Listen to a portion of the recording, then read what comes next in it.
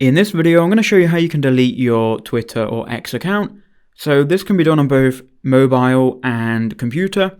The steps are the same, but anyway, let me explain what you need to do. So first go to your profile icon in the top left-hand corner, and then that will take you to this window here, right? Now you want to go ahead and click on Settings and Support, and that will open up these three options. Now you want to go to Settings and Privacy, then head over to your account. Now once you're here, you'll see account information, password, and at the bottom you'll see deactivate your account.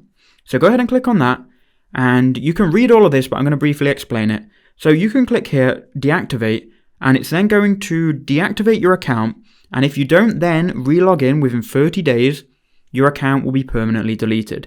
If you click deactivate but you change your mind, you can relog into your account and get access back. So click deactivate, enter in your password here, and then once you've done that, click deactivate.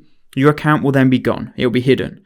If then in 30 days you don't relog into your account will then be permanently deleted. So I hope that helps you out. That's how you can do it. I'll see you in the next video.